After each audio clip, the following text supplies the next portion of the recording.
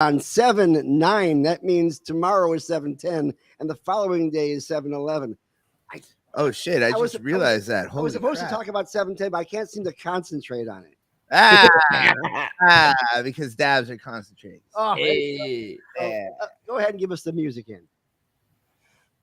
In my soul, marijuana in my heart.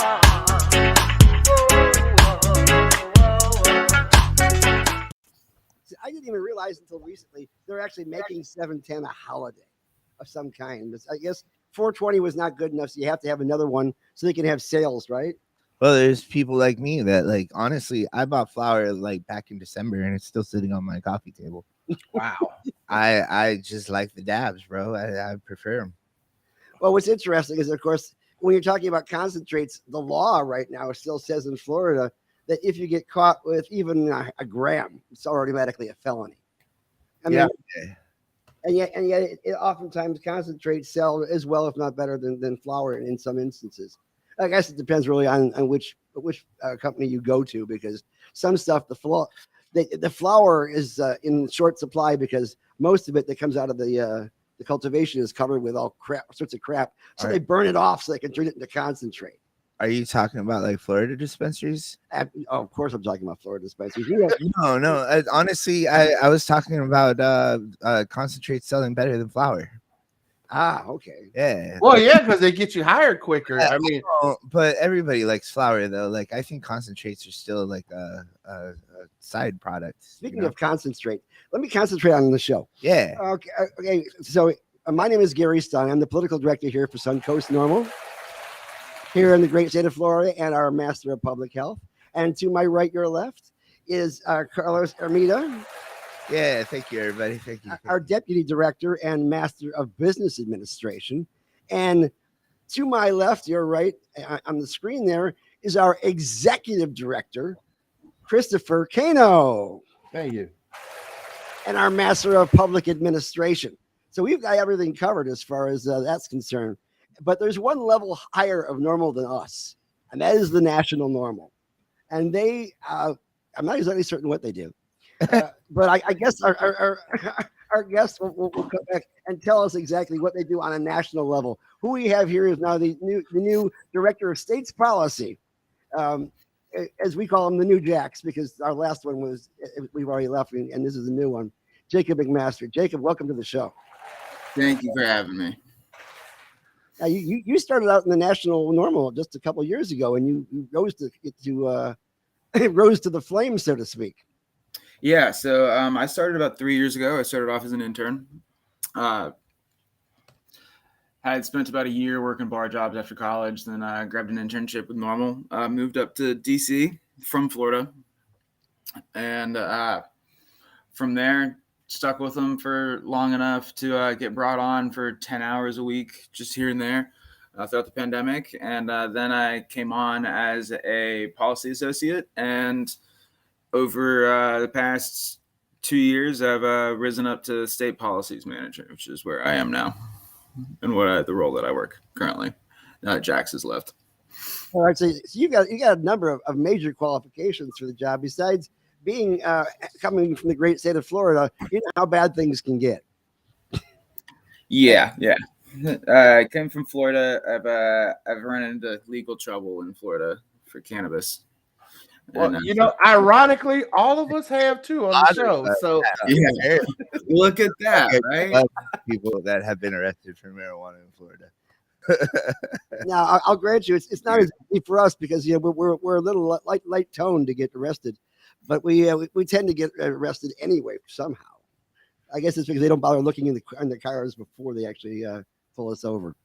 But obviously DC is a different atmosphere. What is it about the NORML board? Apparently, like, because you got Nikki Fried on the board too. What is it about people from Florida in national NORML now? Like, is it like such a hardcore like marijuana activism state that like, like we fight so hard that we just like outshine everybody else? Is that what's going on? Yeah, if you did, you guys be a little bit farther along, wouldn't you? Yeah, but I don't know. Honestly, I don't Look know. what we're up against, though. Like we're up Yeah, against like pretty against a horrible lot. people. Yeah. I can honestly say, Horrible people. I And everything having to be a constitutional amendment, that's a bitch. That sucks. I mean, Colorado must have had it pretty damn easy. I think we were constantly fighting for absolutely everything. Of course, they had folks like Andrew Freeman who were fighting for the rules and the laws to be set up in Colorado, whereas we didn't have anybody at that level of government being, assistant to the governor as he was. We did, Gary. They were physicians who were Republican donors that were sitting on the floor when they were setting up the laws in Florida, writing amendments on napkins and sliding them over to Matt Gaetz. So that's why we have the fucked up system that we have. you Yeah. know? But we did have Matt Gaetz, and that, I mean, think about it.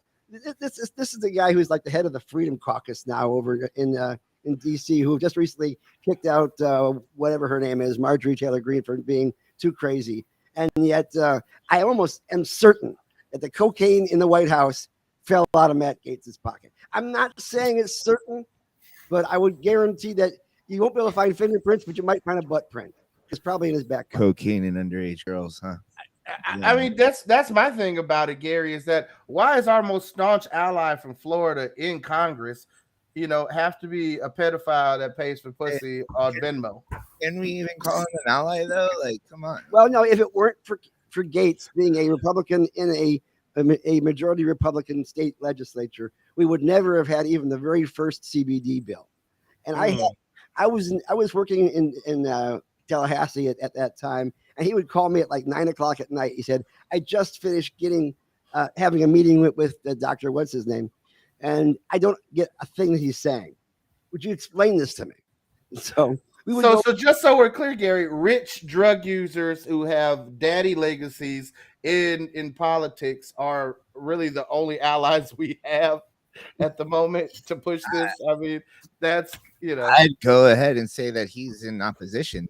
well, no. Well, Carlos, I want to think correct you the ego because this completely week, Matt sponsored an amendment this week to the National Defense Authorization Act that will remove cannabis testing as a preclusion for entrance into the armed forces and for security clearance. So, it's like give and take. And then it's like, well, yeah, because how's he going to get a government job when he can't get reelected no more? I am willing to bet that there's something going on there where he's just trying to get somebody to profit off of the cannabis industry. now let's understand who votes for Matt Gaetz. Matt Gaetz is the congressman for District 1, which is Pensacola, which I call a one-horse town, and the horse is on meth. That is basically Pensacola. And the meth comes from Alabama, just so we're clear. which is actually North Pensacola, or is Alabama South Alabama? One of the two. Jacob, we're pretty wild on this show, as you can see, but we try to educate folks, but we also the decorum just kind of goes out the window. Well, we don't believe too much in FCC standards, in part because of the way that they handle net neutrality, but the other part is, well, if they won't let us talk the way we want to talk, fuck them. That's basically the way it is. But one of the questions I wanted to ask you, you are now head of the state policies manager. So how much are state policies driving federal law, or is federal law driving state policies, or are they completely separate? So traditionally, federal law normally follows state policies. So states are where real legislative change happens.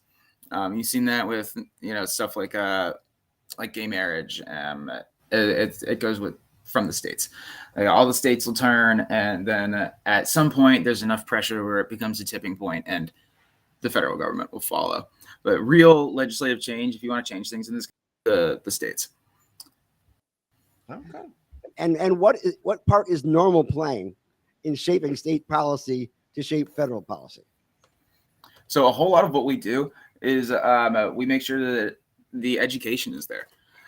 We make sure that everyone is aware of the things that are going on in their state and in their locality. Things get even more, like they become more localized at this level even now. Like you see just counties decriminalizing, and we make sure that everyone knows what's going on around them and what's happening in their own legislature.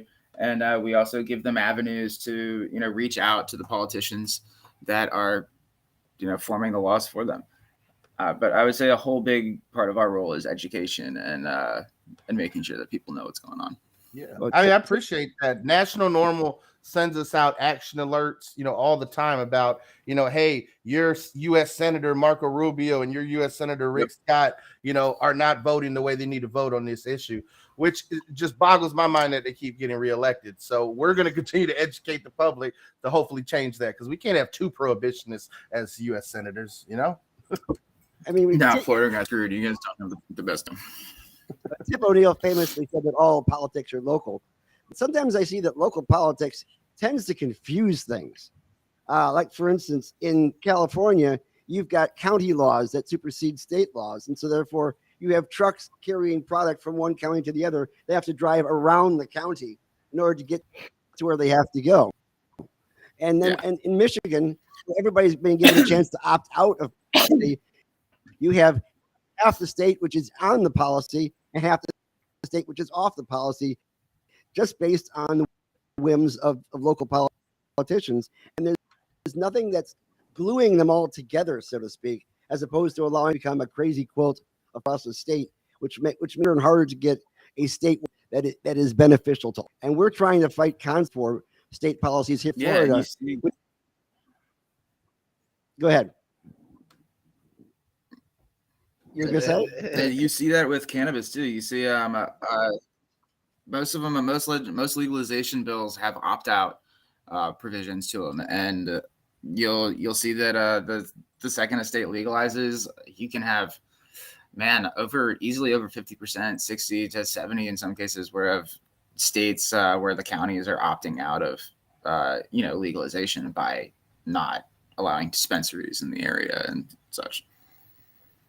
In Florida, we don't have those same issues because the Florida legislature has this wonderful thing called preemption, where, like, for example, if your county in Florida wants to protect the environment or pay workers what they're really worth with minimum wage ordinances, or control rents from skyrocketing so people have to move out of the county, the state legislature can come along and say, fuck you guys, we're going to do what we want because we have donors that pay us to do this. And then here we are with, no environmental protection locally, no minimum wage ordinance locally, no rent control. So, you got to take the good with the bad sometimes in all of this.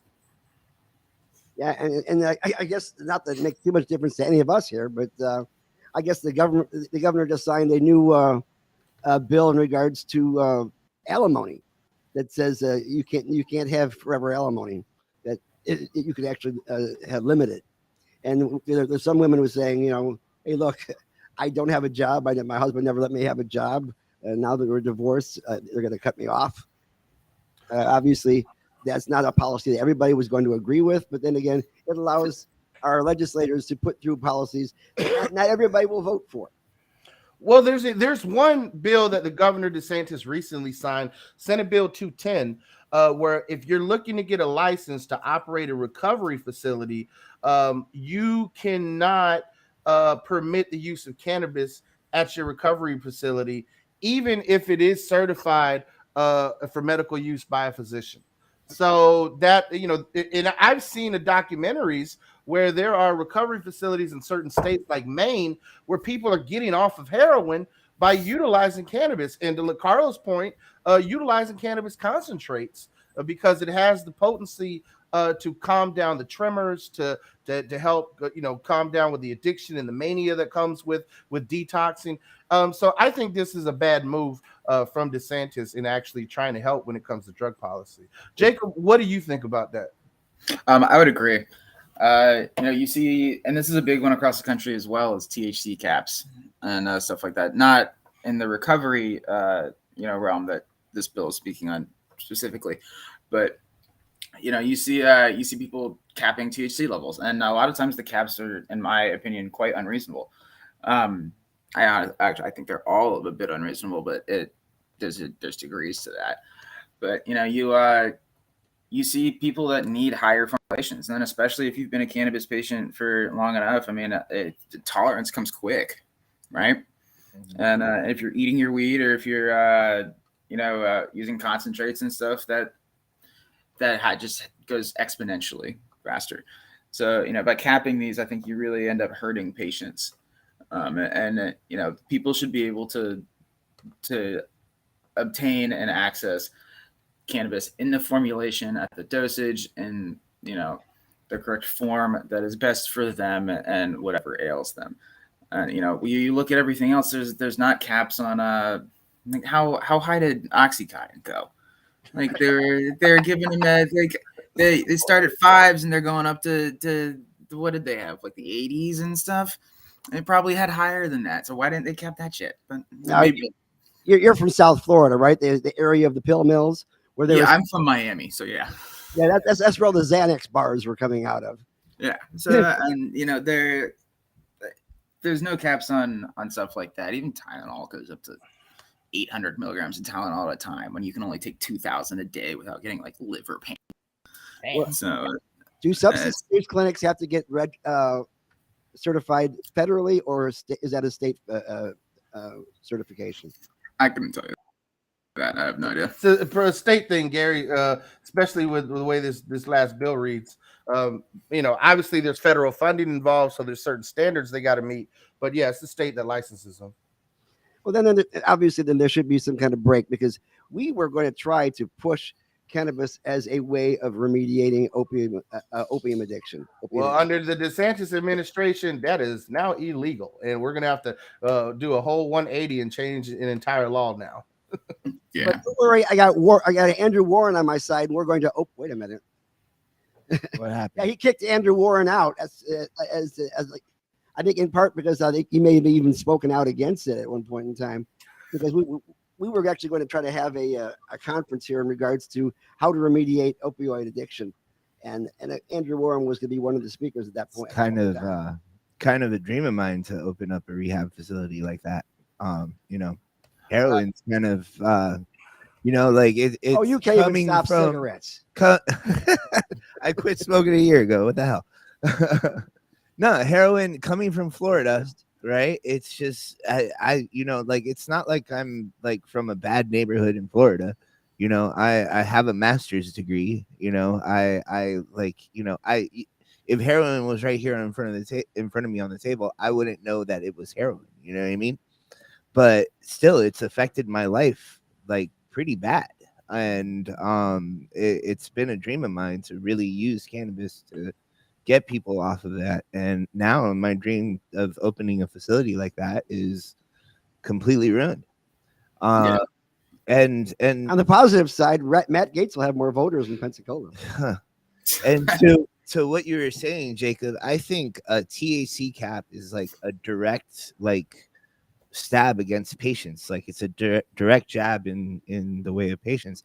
There's no recreational user that goes from 10 milligram doses to 200 or 300 milligram doses. Mm-hmm. People take tea breaks. They fucking get tired of spending that amount of money. The only people that really want to spend that amount of money on weed is a patient that needs that amount. So I mean, it is directly against medical marijuana, not even it's under the guise of being against potheads, using marijuana on it. But man, this state sucks. Well, then what we need to do is work on a carve-out bill for next session that will give a special license for opioid addiction clinics to allow use of cannabis.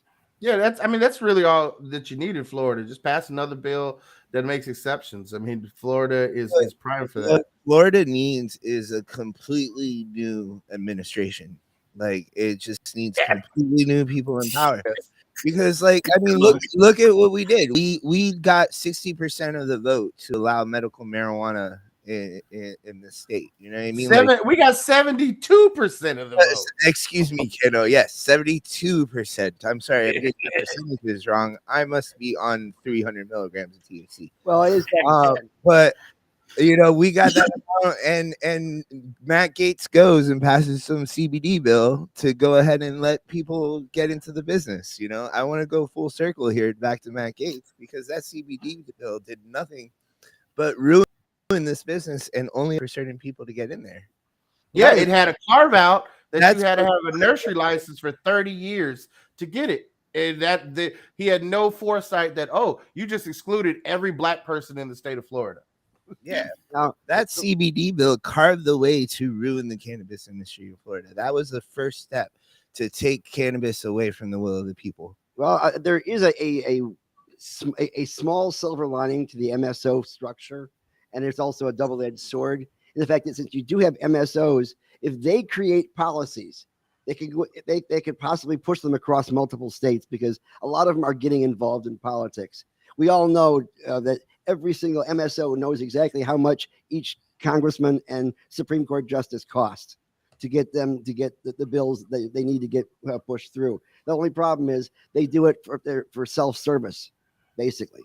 Like, for instance, the reason that we got a push right now for adult use is because the current MSOs want to double, triple their profits by opening up the market to adult use. So people who don't want to get on a registry, who don't want to go ahead and spend all the money to get a medical card, can go ahead and start utilizing the product as they wish. And of course, they're going to do it in a way, especially the way our ballot initiative is set up, where only the current MMTCs can have access to this market, and there won't be any new licenses that are strictly recreational for people to start up a mom and pop business, or somebody who has less than $1 million in their back pocket. You're right, Gary. The bill clearly states, or the amendment, that it's just allowing the existing folks. The legislature will have to do, its implementation, voodoo, if you will, when it comes to legislation. That it's going to be so esoteric, you're not going to understand who's going to get access until you actually break it down, until it's already passed. And so what, the other thing that concerns me about adult use in Florida is that as long as patient counts are tied to how many licenses get dished out, if patient counts go down, then they're essentially closing off the market to future licensing.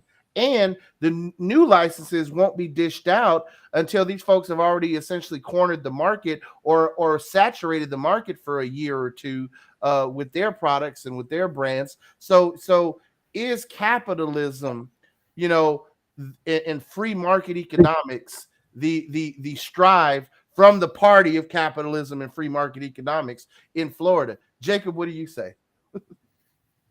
I think it's a really difficult issue with the MSOs. MSOs are interesting to me, especially now, because they are all lobbying super hard in each state, but at the same time they aren't lobbying for other things. Like a lot of MSOs really don't want to see interstate commerce happen. So and it's difficult, but capitalism is going to do what capitalism was meant to do, right? These people have the money, and they have the influence with that money, and they're using it, and they're using it to their advantage. And it's hard because it hurts the consumer, but at the same time, it's hard to get these laws passed, especially in a place like Florida. I'm sure we've been trying for forever, and it's a difficult one to do, and it's a hard one, especially for us in our position at national, where because progress is still progress on our end. If we're getting if these bills pass, then they are taking people away from from the consequences of of cannabis being illegal. And if we can get people out of handcuffs, that's a good thing. So it's difficult because a lot of these bills are that the MSOs are supporting. They aren't perfect, but in our position, it's difficult to try and not let perfect be the enemy of the good. Well, I'm glad you said that, because that is going to that's going to be something that we have to address when it comes to national legalization. We're not going to get a perfect bill out of Congress. We saw that with just on healthcare with Obamacare. People wanted universal healthcare they got, subsidies for Medicaid, Blue Cross Blue Shield programs. That's, you can now get an affordable HMO, but you're not going to get free health care. So like, we're going to get an end to prohibition, but we're probably going to get a tax structure we don't like. We're probably going to get unnecessary red tape, So I'm glad you brought that up though, because it's either that or the status quo. For some people, the status quo works. They're like, oh, well, I'm still going to go to my black market dealer. I'm still going to go to the legacy market, get what I need at the prices that I want. But there are studies coming out that the legal industry does have positive effects. One study that just came out, I was reading, was in the Journal of Traffic Injury Prevention. It said retail cannabis legalization is correlated with fewer fatal motor vehicle accidents. Yeah. Yeah, and that's a great one. And I love that statistic because people love to hound on it the opposite way. They love to say that, we're legalizing more substances, so people are going to drive on them and do that. And I love it when the studies come out and say the exact opposite. Well, like, oh, God, that just makes my day every single time. We just had a study come out this last week, which actually stated that cannabis use reduces survivability indexes in surgical situations. And I've seen study after study after study saying exactly the opposite. Gary, I want to address that. I actually brought that up to the national board this week. One of the things that was pulled out of that was that there was if you used cannabis, your chances of a negative surgical outcome was like 7.7%. And if you didn't use cannabis, it was 6.7%. Now, both me and you are taking stats.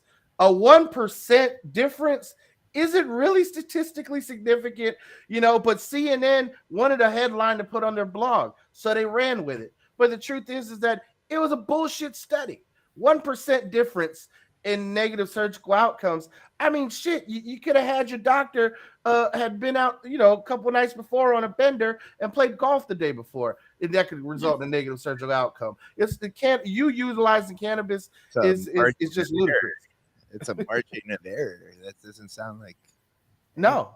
But that's the problem we have with the internet too in the modern era, is that all news is not news. It may come from a news site, but those cable news is meant for entertainment. The Supreme Court ruled in 2005 Fox News is news entertainment. It's not obligated to tell the truth. So just because something comes from CNN doesn't mean it's the truth. And I'm not by any means a fake news type of guy, but you have to be able to have a level of discernment in the modern era to realize what's bullshit and what's not, because all information is not good information. Well, we have the patient protection bill, which basically makes certain that people, when they're put into an institution like a hospital or a assisted living facility, that they should have access to their medicine, and that their medicine is not treated as being illicit, and so therefore they can't be kicked off the transplant list. Mm-hmm. And as part of the references for that, I put out several studies which showed that the survivability index is actually increased in transplant situations when you're using cannabis, because the patient is calmer, and you also have anti-inflammatory situations, which prevent rejection. And so therefore, that is one of the reasons why we should actually move forward. And yet here's a study which tries to roll that back with less than one single standard deviation away from one result to the other, which does not prove causation whatsoever. It could have easily been cherry-picked in data as far as that's concerned, where they threw out data that didn't achieve their goal, which happens too often in these studies, which are not fully peer-reviewed. And I didn't see peer review on this. Jacob mentioned it about the THC caps. Gary, when we fought against THC caps, back in 2020 in Florida, they brought out a Harvard-educated professor who gave us a bunch of bullshit science to advocate for it. Yes, who Biden had applauded on a talk show. Don't get me started on Joe, please. Joe is the uncle that's like, oh yeah, has a gay daughter, and now he's for gay marriage. But before that, he was like a huge bigot that you have at Thanksgiving. Those uncles, Like Bertha Madras, sweetheart, I know you're tenured, but it's time to retire. I mean, you're bullshitting us too much. And it's just too much to handle. There's a reason why these bullshit scientists don't move to Florida, because Florida doesn't have tenure anymore. It's like, oh, they love these people as experts, but they're actually the experts know better than to come work for the people that they're working for. So now, Jacob, you see a lot of different things, right? As state policies manager, you really have the pulse of the comparative analysis, if you will, of how different things are going in different states. I mean, just in the last month, or rather early at the beginning of this month, so many different states had all these new things. Connecticut now has home cultivation. Maryland has home cultivation, legalization, retail sales. Nevada and Virginia have made improvements to their programs. New Hampshire now has out-of-state reciprocity, which is something we've been working at. Gary's really been working hard in Florida. California, Louisiana have expungements now. Maine now, is doing the opposite of Florida and limiting the ability of people on probation to be precluded from using medical cannabis. So, what states, in your opinion, that are analogous to Florida, red states, conservative states, states with dickhead leaders that are getting it right? That are getting it right. One of the states that I think is actually doing really well is and it's been known for doing really well in the medical program. I guess so. It'd be close to the Florida is Oklahoma. Oklahoma is known as having a fantastic medical program, and they're a pretty deep red state. What are some highlights that separate them from Florida? Home cultivation probably obviously being one of them, right? Yeah, home cultivation, that's for sure. Florida, there's no home cultivation at all in Florida, right? I don't think so. Yeah. How many plants can you grow in Oklahoma? I can't off the top of my head. No, but it's probably 6 mature at a time. It's probably 4 to 6 mature. That's what they tend to be. In Maryland, it's and Oklahoma 2 per adult. So you have up to 4 in a household. Yeah, we have only 10 qualifying conditions. We have only 10 qualifying conditions, and over 750,000 patients here in Florida. And yet there are a lot of people who are precluded from getting medical cards because either their doctors aren't willing to do the mental gymnastics to try to fit them into one of those 10 categories, or the category just doesn't, like autism, like autism, maybe Tourette's. That's exactly. Sickle cell anemia. So I had a bill that would increase the number of qualifying conditions to 35 based on all the other states. But Oklahoma's state policy is quite simple. If your doctor believes that you will benefit from cannabis, you can get a medical card. Yeah. That's great. Is that loose? Is that too loose? It's to the point where it is essentially unregulated. And are they going to? Do you see any problems in Oklahoma where they plan on rolling back any of those policies? Because in practice, they're realizing that the least amount of regulation is not always the best. Because that I see as happening as they continue forward. When they notice, like for instance, with Oregon, where they said unlimited cultivation licenses, all of a sudden you had so much cultivation that practically every man, woman, and child in Oregon has at least a couple pounds of cannabis to their name. Well, Gary, I'm glad you mentioned that, because that was one of the factors that folks looked at with Oklahoma's adult use amendment failing, was that, well, why do we need adult use? Everybody grows a whole bunch of weed anyways. Yeah, personally, I don't find it to be a problem. Like with I also enjoy having the whole idea of letting doctors decide. The physician's discretion, I think, is a really big thing. If there's so many different uses for cannabis, in the medical field now, that I believe that if a doctor is going, yes, this can benefit you, so, and they, give the recommendation, then I don't believe anyone should, or I don't believe that politics should be able to come and stand in the way of that. Yeah, well, politics is the reason we got this in that prohibition in the first place. And unfortunately, as you know, as state policy person, politics might be the only way we can get ourselves out of this. You have to reduce the damage that's been done so far.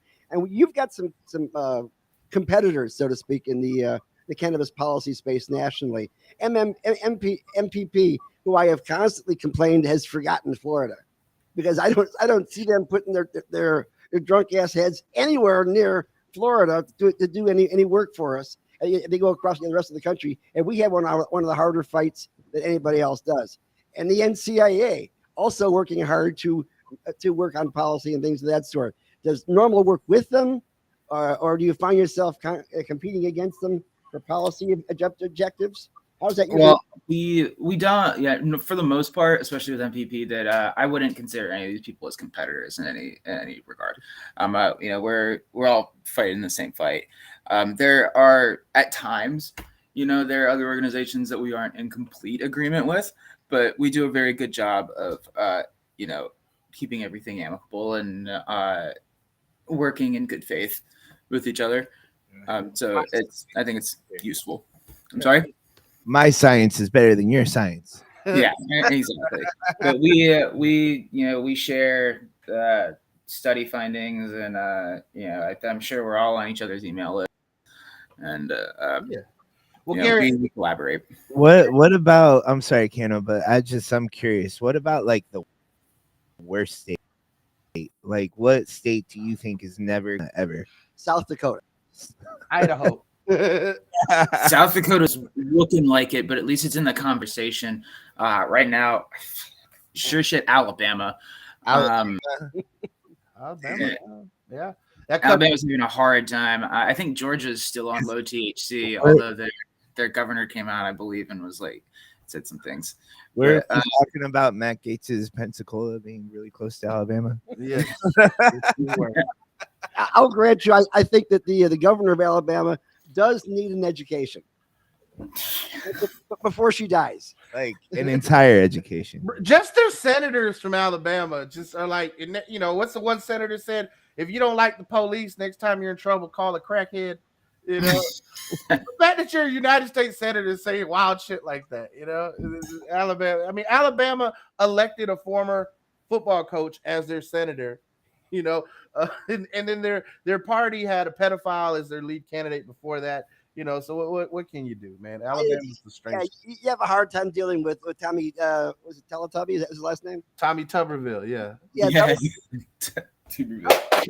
Tommy Teletubby, who takes credit for everything that he doesn't vote for, which makes perfect sense. And so, how do we help these neighboring states? Because do you see states actually working in clusters? I mean, I'll grant you the atmosphere between Oregon and Colorado is different than it is between, say, for instance, Maryland and Delaware. Well, I'll see. Working together, no, because it's all these things are very, state lines really separate the laws here pretty heavily. But what you will see is like places and especially in like the Northeast and then sometimes out west is that a lot of states will use neighboring states' laws as reasonings for why they should change. There's a big, huge talking point in a lot of states that are trying to legalize would be that are surrounded by legal states. It's like, oh, well, we're losing business. We're losing tax dollars. We're losing revenue. All these people are just getting their stuff over there and then they're bringing it back. So we've still got all the same. We've got the same, if not more, of cannabis in our state, and we are losing all the money. So you'll see that. So that's kind of the most that I'll see states interact on, policies like that. And then, you will get some states that sign the reciprocity things, but those are a little bit. Well, I just had, we had our national legal conference in Denver last month. And one of the things that scared the shit out of me was driving from the DC area across the country, because there are two dead zones when it comes to legalization, is Indiana and Kansas. But, you have legalized, you have at least medical in Ohio. You have, legalization in Maryland. You have Illinois, which is a legal state. Missouri is a legal state. But that 8-hour drive through Kansas is terrifying. Yeah, it is. There's some spots. It's hard. I think think now it's something like 50% in the U.S. population, maybe a little bit over, maybe a little in a legal state now. So you think, maybe I could get across the country, but you can't do it quite yet. Yeah. Yeah. And Gary, Carlos, to put in perspective for y'all, driving across Kansas is like spending 8 hours driving across Polk County. Like you're going from Tampa to Orlando and you're like, oh, I'm safe in these two counties. But if you're riding through Grady's County, driving through Kansas is like doing that for a whole day. Pilgrims in an unholy land. Yeah. I 10 years ago, I drove across country, but I did the I-10 route, and I was scared shitless going through Texas. Shit, you got to go from Alabama to Louisiana, Texas. Yeah. And Texas is 12 hours. That's a terrifying drive. The whole day. Texas, woke up They got bad Wi-Fi at the shop, so sometimes it freezes like that. I'm just happy I'm not the only one. Whenever it's all of y'all, I'm just saying, like, fuck. Nah, it's all good.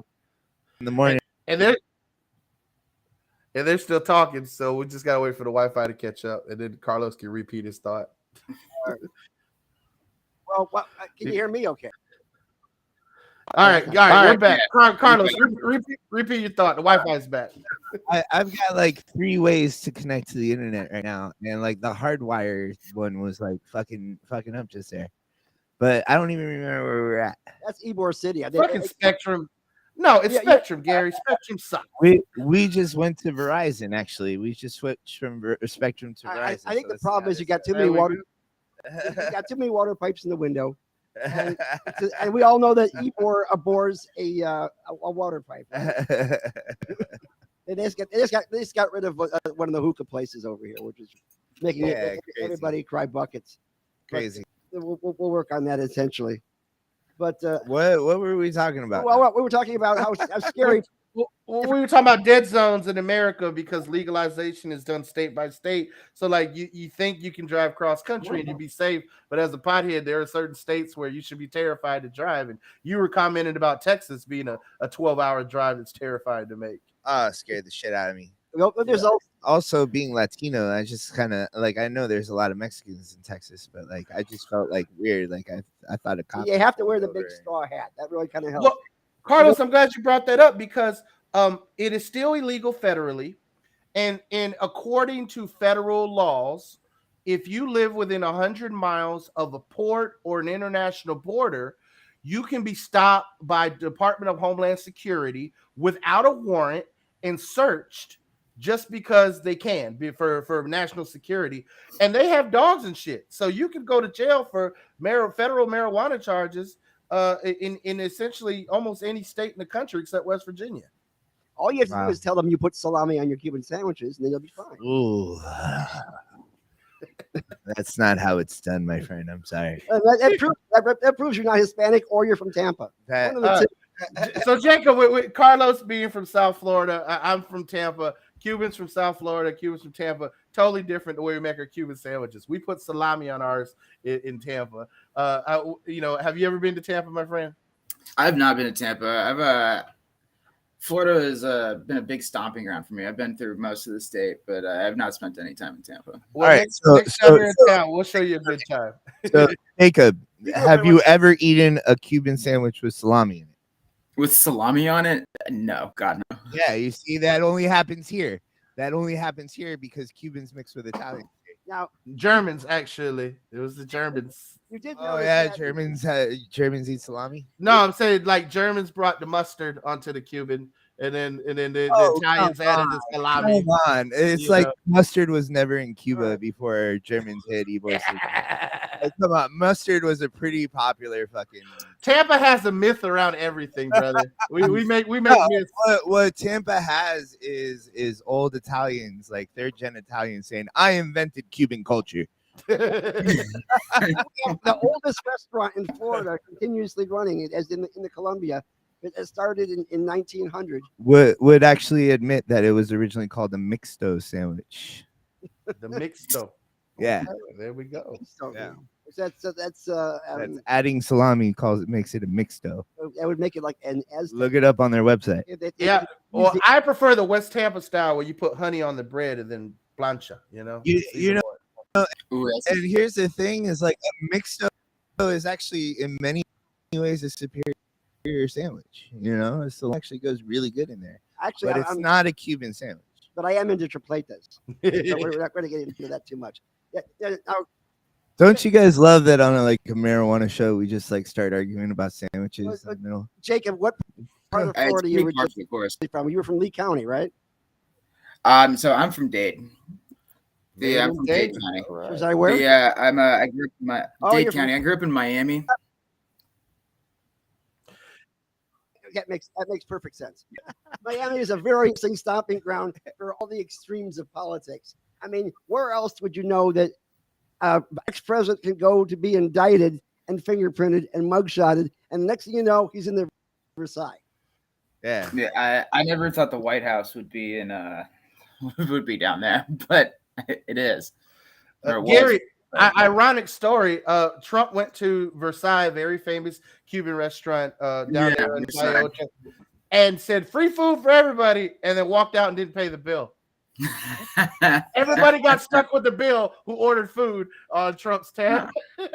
I like what DeSantis did. This is probably the only time I'll say I like what DeSantis did, but he like went a week later and just like bought sandwiches for everybody.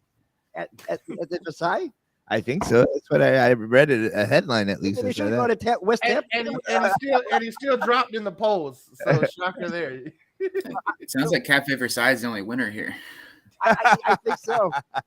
Yesterday, I heard it was Dairy Queen over in Iowa, where he bought everybody, where Trump bought everybody blizzards, but he didn't know what a blizzard was. Hey, Carlos, I might commit a cardinal sin in what I'm about to say, but I recently went to a Cuban restaurant in Burtonsville, Maryland, and their croquetas were way better than La Carreta or Versailles croquetas, and I've had all three. So super hard fried. But I think we need to get okay. back to cannabis issues. I'm just saying, but we could go on with this forever. Well, we're about 45 minutes into the show. Everybody's munchies are kicking in. Oh God, I'm so hungry. So we have the mayor of Miami now as a presidential candidate. I think we should contact his office and have him get on the show. And I agree. Yeah. Well, Gary, here's the thing. When he was city commissioner, they voted for civil citations for Miami, or county commissioner. I can't quite recall what level of government. When he was commissioner, before he was mayor, he missed that vote. He said he was in favor, but didn't show up to the vote. So when it comes to the three Republican candidates from Florida, sadly, in my humble opinion, Trump is the most progressive on cannabis, even though he wants to give people who sell cannabis the death penalty. Yeah, that's crazy. Yeah. Trump is the moderate candidate now. Well, oh my God, what's happening to Florida, guys? We actually have a Texas moderate who actually joined the fray yesterday, Will Hurd. So we might want to reach out to Will Hurd as well to see where he stands, because we do have candidates on the show and we get some very interesting insights as to their policy issues. So stay tuned, and we will continue to impress everybody with our continuing work with National NORML, which is so important to us because obviously if it weren't for National NORML, we wouldn't be a state NORML. So we appreciate you guys being there and helping to concentrate on that. So what is the state push right now in NORML for this next coming election in 2020? Yeah. What are we pushing? What states should we be focused on, and try to move forward? Well, really quickly, we'll get to that. But first, I want to say that you guys are just as important to us as we are to you, if not more. Our chapters are, the lifeblood of what we do. You guys are really the boots on the ground, and we couldn't get anything done without chapters that are as involved as y'all are. So thank you guys first. But and then as far as states, going forward right now, I'm looking at Pennsylvania. They just put up a legalization bill. And Pennsylvania is one of the few. I think there's a pocket right there where they may be like the only state that's not legal. So Pennsylvania is big on the radar. And then we're going to see whatever states come up with ballot initiatives. So depending on what happens with Florida and the Supreme Court stuff for their adult use initiative, Florida is going to be one that I'm going to look at, especially because I have the personal connection to Florida, growing up and then going to school here and everything. So, but for as of right now, those two are on my radar. Jacob, I was going to say recently, I did an interview with Forbes. They were asking me about what reform would look like under DeSantis presidency. I said it would be non-existent, just like it is here in Florida, essentially. And one of the things that that really struck me in all of this was the fact that we're not there. Like, people want to rest on their laurels, and just we're not there. And as we move forward and take these votes in these various states with adult use, it's going to increase voter turnout and affect elections. And so as state policies, manager, and even before that as an intern, you've seen a lot of data, a lot of things. Is there any statistical relevance that shows that when marijuana is on the ballot, more people vote? But yes, I believe like I can't cite anything specific for you, but I do remember reading that that like every time there is cannabis on the bill, it will, or on the ticket, it will bring out a higher turnout. And then the opposite is true with bigger elections. You get higher turnouts and stuff. So we actually we try to avoid really pushing in years that aren't like big election years. Mm-hmm. Because we want as big of a draw on the ticket as we possibly can. But I think cannabis will bring out more voters if it's on the ballot. Yeah, so you mentioned Pennsylvania, Florida, Ohio. There'll be, if they all pass their reviews, there could be 3 swing states which could affect this presidential election very heavily that have cannabis on the ballot. Yeah, they're most definitely good. It brings out a lot of people, and it's wild because cannabis can be such a bipartisan issue too. Yeah. Like you bring out a whole lot more voters, and if I would be weary as a candidate if you were a little bit afraid of some of these swing states if they had legalization on the ballot, if you were afraid that the vote wasn't going to go your way. Why DeSantis is challenging this in the court? Exactly. He knows that if it were to come down to it, if he were the Republican nominee going up against Joe Biden and cannabis is on the ballot, it's going to turn out people who do not support him organically. It's going to turn out Generation Z. It's going to turn out millennials. It's even going to turn out boomers like Gary who still smoke pot. Oh yeah, no, I wholeheartedly agree. Especially there's a lot of especially younger people in Florida who have just resigned to this idea that Florida's a red state, and so what does it matter? The whole my vote's not going to do anything affliction that so many people can come in. I think that one way we could possibly get more cannabis advocates to come out and vote is to have the MSOs come to an agreement that within a certain amount of weeks prior to the election, they stop selling indicas and indica leading hybrids. Sativas only, right, Gary? Everybody's having panic attacks. Yeah, So they can everybody vote. go. I gotta go vote. Or else we're gonna come. or just go with just straight THC from now on. Just heavily on Marinol. Well, Jacob, yeah, Marinol. There you go. Makes you want to kill yourself because you realize it's not real weed. I mean, literally, Carlos, you remember we used to teach those classes on cannabis education, and we cover Marinol, and then we look at we cover the studies that show how many people wanted to kill themselves after they used it. It's like, shit, I'm dying of cancer. Give me the real thing. Right. So now, Jacob, I was going to say, National does a great job of compiling information in a one-stop shop that people can use, whether you're going to be using it in your state, pushing for legislative change, or if you're using it just around the dinner table to educate, your boomer relatives who are prohibitionists from the Reagan era. And you could go to NORML.org and check out the marijuana fact sheets. I mean, there is a plethora of information in regards to how regulations are affected. Whether you hear a bullshit talking point from a prohibitionist like, oh, legalization causes more car accidents or causes birth defects. And there are studies compiled by the National NORML staff that are there. So if you are a listener, go to NORML.org, check out National NORML's website, and really review those fact sheets. They're all peer reviewed. Many of them are scientific and have the proper citations that you're going to need, and you can utilize that. If you're a college student, master's student, PhD. But the fact is that there is a place where this lives, and you can readily access it. So thank you, Jacob, for all the hard work that you're doing at National NORML, and shout out to Paul Armentano, who continuously, as deputy director, is really the intellectual, driver of what we're doing. Yes, and I really appreciate you plugging those. Those are Paul spends a lot of time, going through those. He is always on PubMed looking for, the best studies put on there, and I echo that. They're great to check out. There's a lot of studies on there and information you would never imagine to be true, and it's sitting right there. It's peer reviewed. And they continue to blow my mind with things that happen on there. Like, I got an email the other day. It said, "You guys collect so much money. What are you doing with all of it?" I wish we collected more.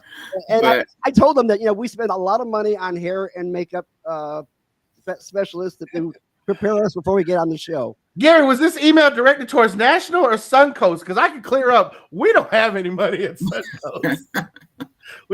I know National's always like, you need to send us money from your chapter. And I'm like, what money? yeah, money's difficult. How does National Normal get their money? And I'll tell you how we're not. But we do a lot of fundraising drives. We'll send out fundraising emails. We send out successes and stuff. We hit our list. Then we'll work with certain events. We do those, the legal conferences that you mentioned. We do those, and then we'll also occasionally partner with some board members like Rick Steves for stuff to do matching donation drives and the like. So Gary, I'm glad you mentioned that because I serve on the national board, and right now that's something that is very important to us, is really being able to have luminaries in the cannabis space join the National NORML Advisory Board and really take us in a new direction. It's a new world that we live in that NORML for the last 50 years, as Jacob said, has been a chapter run grassroots level organization that feeds up to the national level to help build the brand. But in all actuality, we're a digital organization. We exist in cyberspace mostly.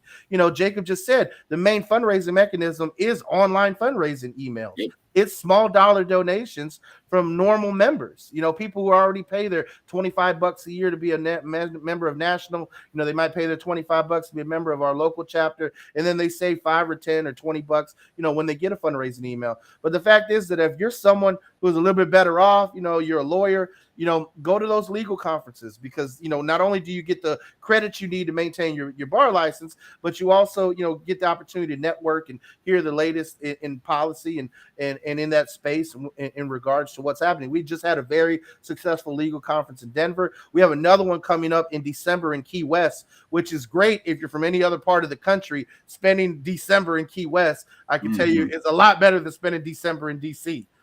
It's nice, and they're fun too. We have a good time. I've been to two. I did Key West and Aspen, and both of those they're a blast. Everyone's having fun with each other. The speakers are all very interesting. You learn a lot. Me not even being a lawyer, I was sitting there going, "Oh my God, this is interesting." And I never thought I'd be fascinated by legal code like that. So I can tell you that going to Key West is very interesting, but I would be careful as to what you use when you're driving it, because if you start getting paranoid about how long the causeway is, and if you're going to have enough gas to get to where you're finally going, you are so going don't do mushrooms in Miami and then decide to drive to Key West. No, the causeway will freak you out, but it seems like it goes on forever. And the 2-lane road the entire way. Yeah, the whole time. Oh God. Yeah. Well, I lived in New Orleans. We used to. Go ahead. Go ahead, Gary. Go ahead. You're talking about your time in New Orleans. I used to live in New Orleans. I used to take the causeway across the lake, right? Lake Pontchartrain, right above New Orleans, and that went on forever too, because there's no gasoline stations for 25 miles. It's kind of like going across Alligator Alley over here, where you have no idea whether you're ever going to get to the other end of it. The causeway is that much and then some, because it is a very long 2-lane street, a very, very long. You thank God you get to Marathon, and then you realize you're only halfway there. But I highly encourage you guys to go out to Key West. It's a good conference. It's a great time, and NORML needs your participation. Absolutely. I'd love to do all these things if I can afford it, but I work for these guys who don't pay me. So, which just goes to show that, again, we don't have the resources without folks like you all who are listening to make it happen. So we're gonna get ready to wrap up the show. But yes, Gary is the best unpaid activist ever. And so that being said, I really want to just say thank you to Jacob for joining us today, coming on. Thanks for the great work you continue to do at National NORML in the DC office and coordinating with the various state chapters on the policies that they're pushing. Again, here in Florida, we're modeling a lot of other states and what they're doing. The great things like, as we just said, with New Hampshire having its reciprocity, Connecticut just recently adopted its home grow. Both things we want to have here in Florida. Employment protections, parental protections, what they just adopted in New York. The organ transplant protections, which they adopted in California. So, the work that happens in one state really does feed over and inform the work that we're doing in our state here. And so thank you for the work that you do to help coordinate that. And thank you to National for, as we said, carrying the brand and doing the work that's been happening. So. Thank you so much. Thank you for the kind words. And, it's a labor of love. I really enjoy doing it. I love being able to interact with all y'all in the chapters, and you guys do amazing work. And again, we can't do what we do without the incredible support that you guys give. So thank you again. And no worries. And you guys are the glue that keeps us together. You're not even sniffing it. Well, on that note, it's time for the news. Oh, jeez, I'm not ready. It's okay. Carlos is the best unpaid engineer as well. So there we go.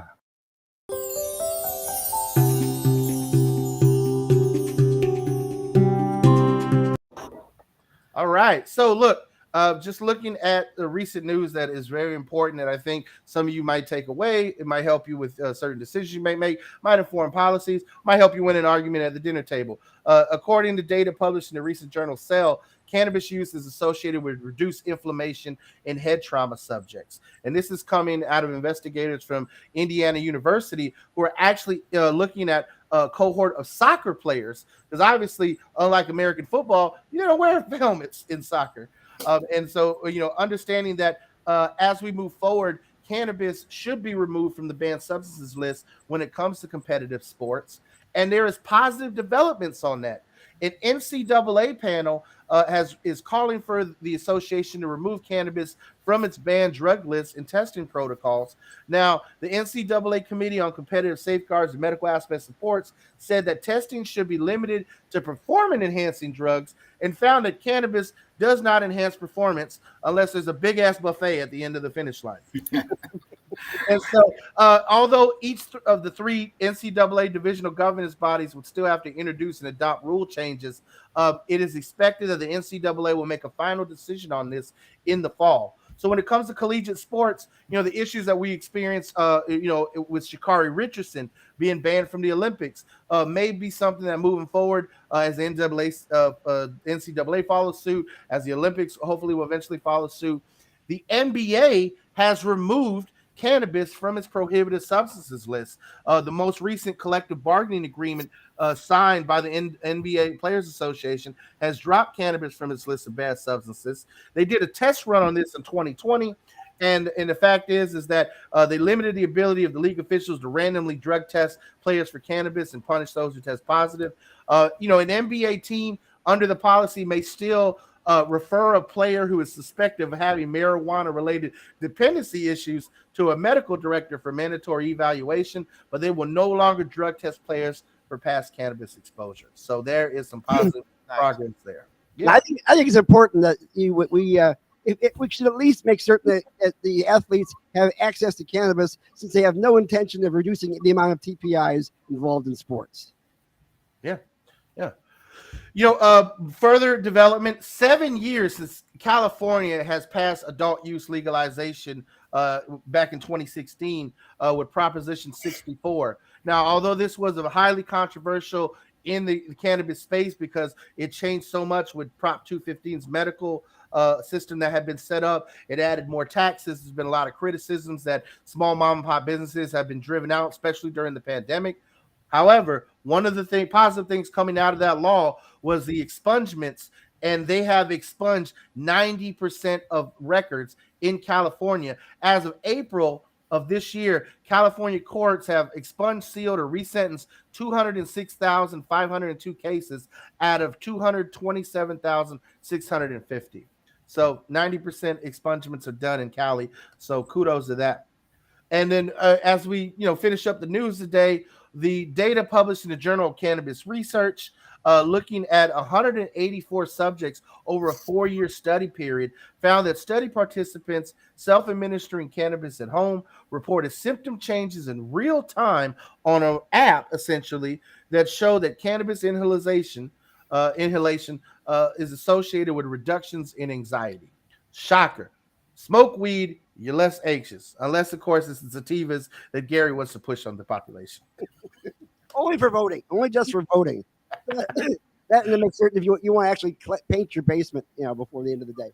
Yeah, and so one last thing, as we're debating over whether or not we should send cluster bombs over to Ukraine, Ukrainian's President Zelensky has now advocating that they legalize medical marijuana to help their troops who are suffering from PTSD. Shocker there. When we say troops, we literally mean grandmothers and grandfathers in tracksuits with M16s fighting Russian commandos. So when it comes to it, they get it. This most recent developments with the National Defense and Authorization Act I covered earlier with Matt Gaetz' amendment. Also, Brian Mast, who's a Republican from South Florida, who's partnering with Earl Blumenauer on this issue, is really working to make sure that the FBI, CIA, and our intelligence apparatuses can hire the best talent by essentially hiring potheads. If you need to sit in front of a computer and hack North Korea, for 8 hours a day, maybe smoking a little weed might get you in your couch lock and help you see that. Unfortunately, if we need the most talented people out there in our intelligence services, cannabis use might be something that our intelligence services just need to deal with. And so being able to make sure people have security clearance, which is something that was very big at the beginning of the Biden administration. In my humble opinion, the only people who should not be allowed to utilize cannabis is the Air Force operators who are in front of the nuclear weapons. Other than that, I pretty much think that anybody else, should have no problem being able to medicate when they're not on active duty or not actually on duty per se. So we'll see how the armed forces shapes up in the future. I mean, hell, most Americans are too obese to join the military anyway. So if our troops need to fire one up to relax, they're already in enough shape where I know it's not going to turn them into couch potatoes. Well, I got to admit, cluster bombs, more bang for your buck. However, don't forget that some of those bangs actually occur hours after they've already been dropped. So I would be careful on that particular issue and just tread lightly. I feel like the person watching the nuclear button should definitely be smoking weed. No, they need to stay awake for like 24-hour shifts. They need to be on really? Like they need to be on like Ritalin or some shit. That'd be a boring ass job. Like at least like it is probably the most boring job to be fully alert for a whole 18-hour shift. What about the dude that holds the door open for the president? They just has to kind of stand there the entire time, just opens the door maybe once a day. Yeah, I would need to be hired for that job. The Marine sitting at the front door of the White House. Yes. But again, you also need to be able to pop off at a moment's notice. We all know reaction times are delayed, when you're really fucking stoned. So maybe the guy who needs to pull out a gun quickly, shouldn't be as high as the others. Which goes back to, for all the jokes, I fully believe that Coke was a Secret Service agent's Coke, because those guys got to stay awake and they got to be on the edge. And Coke just seems like the drug that does that. I'm sure there's very few potheads in the Secret Service. When I worked at DC, I had a friend who worked for the store, which is one of their work terms for the CIA. And he said that they have a policy there, which means perfect paranoia is perfect awareness. So I think that comes with a lot of sativa. There you go. So, well, as we wrap up the show, team, again, I want to thank Jacob and National NORML. We can't do this without the support of you, the listeners, you, the viewers, you, our members. So if you're listening to this today and you're not a member of Suncoast NORML, I'm going to ask you to do something real simple. Go to suncoastnormal.org. Go ahead and click that membership button. Sign up today, become a member, and then go to Chillum there in Ybor City and pick up your membership card or your membership pin from Carlos's staff. Or say hi to Carlos if he happens to be in the store. I know Carlos also has his new location in St. Pete, so he's, he may not be there, but the Chillum staff will be happy to help you pick up. And again, suncoastnormal.org. Again, we operate on a basis of I don't take a salary for this, Carlos don't take a salary for this, Gary definitely deserves a salary and doesn't take one for this. But we need to continue the efforts to bring you this great programming each week and our legislative efforts, which are so important. If you're a parent who utilizes medical cannabis for medical reasons or just to relax, you can still have your kids taken away from you in this state. And we definitely want to continue to push for our parental rights bill. You can still get fired from this state for being a legit medical marijuana patient. And we want to continue to make sure we push the employment protection bill. You can still be denied and kicked off the organ transplant list, even though cannabis helps with whatever symptoms you may be having. And we still want you to be able to live a healthy, long, full, fulfilling life. In addition to, we want you to be able to grow your own stuff at home beyond what the corporate booth that they're pushing in the dispensaries. So that being said, if any of those things resonate with you, become a member today. Our members get great benefits, like a discount at Chillum or a discount on doctor recommendations that you can find through our website. Free educational webinars each and every week through our partners, which we help build the information with in regards to providing education. And lastly, free access to or discounted access to many of our member events and premium member events that we tend to put on each and every year, whether it's the Best Blunt in the Bay Rolling Competition, our annual Halloween party, or most recently our Cannabis Action Awards, which we're celebrating folks who are actually putting into work to create a system in Florida that works. So we appreciate everyone out there. But again, we can't do this without your time, your treasure, and your talent. Become an active member of Suncoast NORML today. It's only $25 a year, and it gives you so many amazing benefits. Damn, we do a lot. Yeah, we actually got to get it done, though. I mean, we are actually working right now on the next state session, which doesn't even start till January. We're kind of like the folks, we're getting involved in it now. Primaries aren't until January either. They're pushing it now. So we are pushing these legislation things to the people who are in the legislature and will be in the legislature next session. So we're going to need your help to start stomping on them. So you need to start contacting your legislator and say, we have these bills for you to take a look at. We would like to see you push this bill at the next session. So we will give you a list on our website of all the bills we are getting ready this next session. So you take a look and talk about reciprocity or home grow or expansion of qualifying conditions, medical protection, employee protection, and of course, parental rights protection as well, so that nobody loses their kids just for having a medical card. Yeah. Gary, I fielded an email recently to our chapter from a mother in Pinellas County who has an adult son who suffers, from a debilitating condition. He's been disabled his whole life, essentially, and he's still trying to seek meaningful employment. And every time he mentions that he's a medical marijuana patient, he's precluded from a job, or if he discloses it after a drug test, he's precluded from a job. And she asked me, what can I do? And it really broke my heart because, the first answer is, well, nothing. But no, there is something you can do. You become a member. You can go to your legislative delegation and you can testify. And so, Gary, all these legislators, before they, go out to Tallahassee, they have local meetings in their counties, whether it's Pinellas County, Hillsborough County, Broward County, Miami-Dade, and you can attend and you can say, look, here's a bill that's been pushed these last few years that has not got a committee hearing, like employment protection. And you can say, damn it, I want this as your constituent. And I'm going to make sure you don't get reelected if you don't have this hearing. And they can go a long way to making that happen. So let's get it done. Let's make it happen, y'all. And again, become a member today. Get involved in the political process. If you want to know how to get involved, go to suncoastnormal.org. Email us, hit us up. Nationalnormal.org has all the informational resources you could ask for. And again, let's legalize it because we can only do this together. And happy 710. Let's make certain we get rid of that damn felony count for any kind of amount of Don't criticize. Right. It's right. Let's make it happen. Legalize. Don't just use the sales this 710. Oh, damn. It's just like I started waving and